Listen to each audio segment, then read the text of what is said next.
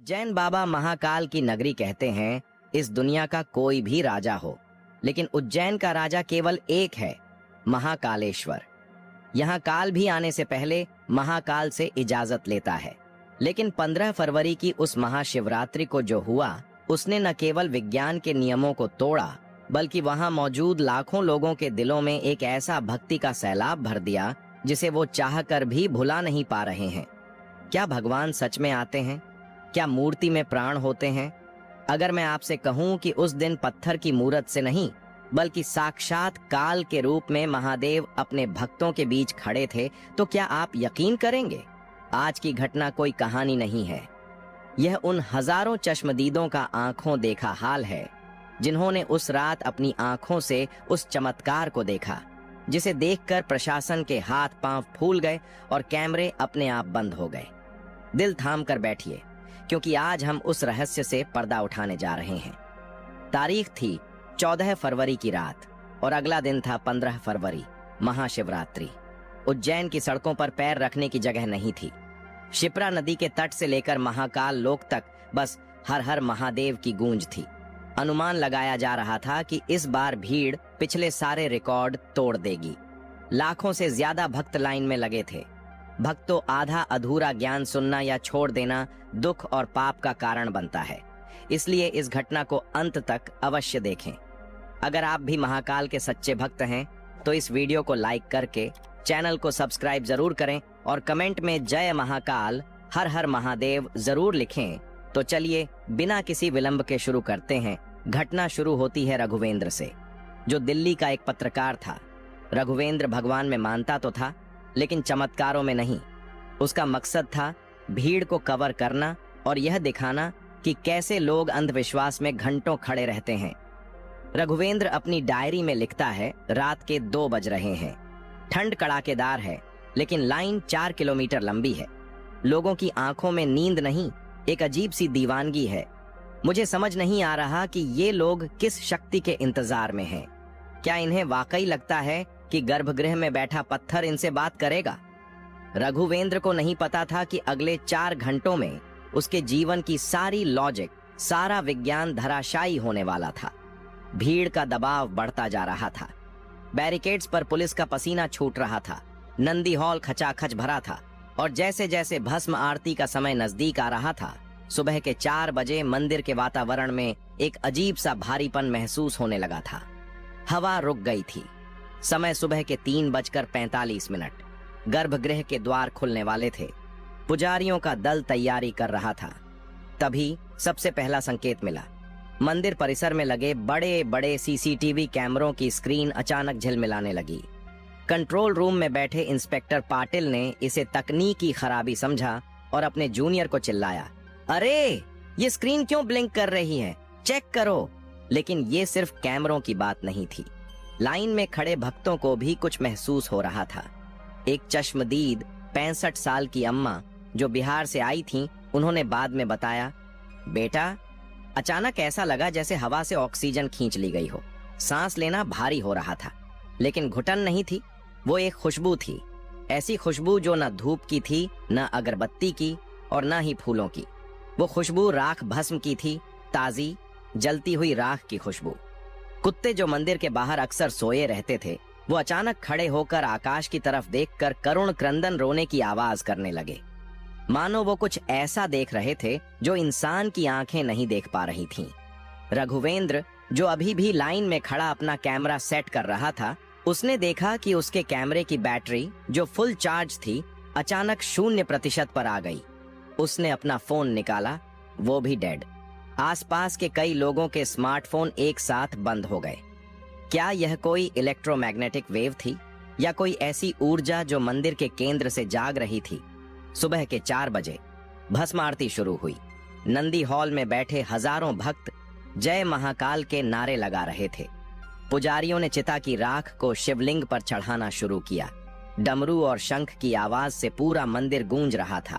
और तभी ठीक 4:12 पर वह हुआ जिसका जिक्र किसी पुराण में तो है, लेकिन कलयुग में देखने की हिम्मत किसी में नहीं। अचानक मंदिर के गर्भगृह के अंदर जल रहे सारे दिए एक साथ तेजी से जलने लगे। हजारों वॉट की इलेक्ट्रिक लाइट्स फ्यूज हो गईं। पूरा मंदिर जो रोशनी से जगमगा रहा था, 1 सेकंड के अंदर घुप अंधेरे में डूब गया। भीड़ में भगदड़ मच सकती थी, लोग चिल्ला सकते थे, लेकिन कोई नहीं चिल्लाया।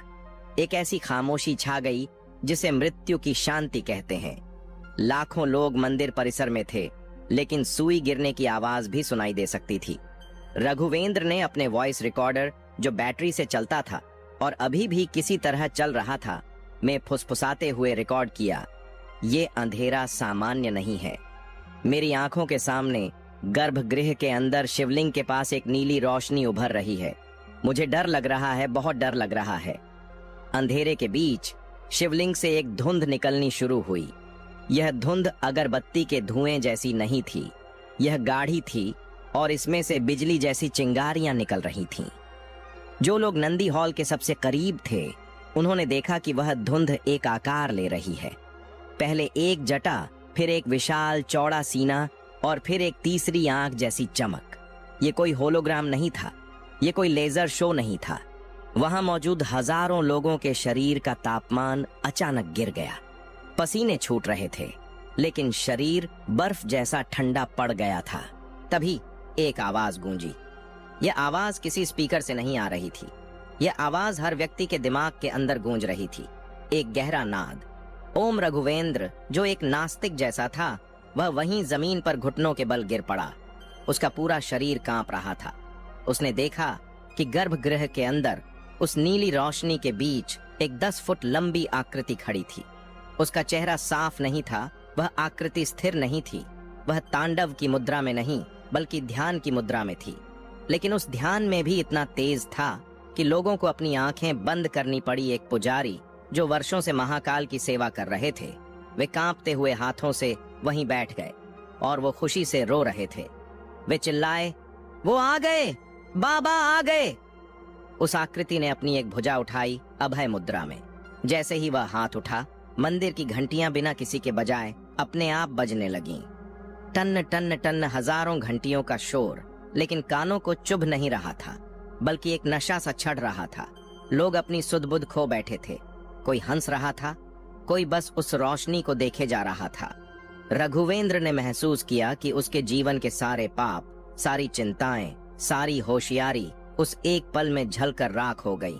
यह मंजर करीब 3 मिनट तक चला। 3 मिनट जो 3 युगों जैसे लगे। पूरा उज्जैन शहर एक पल के लिए दिन की तरह चमक उठा और फिर सब सामान्य हो गया। बिजली वापस आ गई, दिए जल उठे, बिना किसी के जलाए कैमरों ने फिर से काम करना शुरू कर दिया। लेकिन गर्भगृह में अब केवल शिवलिंग था। वह आकृति जा चुकी थी। किसी को समझ नहीं आ रहा था कि रिपोर्ट में क्या लिखें कि भगवान आए थे। कौन विश्वास करेगा? रघुवेंद्र होश में आया तो उसने देखा कि उसका कैमरा अब चल रहा है।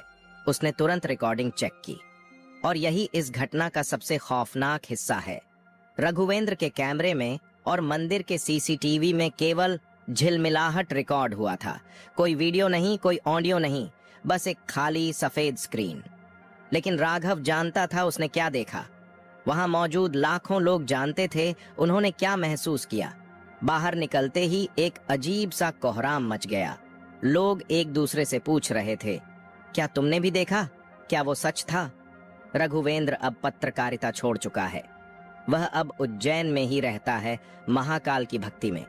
जब कोई उससे उस रात के बारे में पूछता है तो वह बस मुस्कुरा देता है और कहता है, कुछ सच देखने के लिए नहीं, महसूस करने के लिए होते हैं। 15 फरवरी की उस महाशिवरात्रि को उज्जैन में जन सैलाब सिर्फ दर्शन करने नहीं आया था, बल्कि दर्शन देने स्वयं महादेव आए थे। विज्ञान इसे नहीं मानेगा, तर्क इसे खारिज कर देगा, लेकिन जिनके रोंगटे उस रात खड़े हुए थे, जिनका पसीना उस ठंडी रात में भी छूटा था, वो जानते हैं कि महाकाल कालों के काल हैं। दोस्तों, क्या आपको लगता है कि कलयुग में भगवान अपने भक्तों के लिए धरती पर आते हैं, या यह सिर्फ सामूहिक मन का एक खेल था? कमेंट में हर हर महादेव लिखकर अपनी राय जरूर बताएं। दोस्तों, इस वीडियो को अपने दोस्तों, परिवार और रिश्तेदारों के साथ शेयर जरूर करें। और वीडियो पसंद आई है तो वीडियो को लाइक करके चैनल को सब्सक्राइब जरूर करें और कमेंट बॉक्स में जय महाकाल, जय भोलेनाथ जरूर लिखें। धन्यवाद।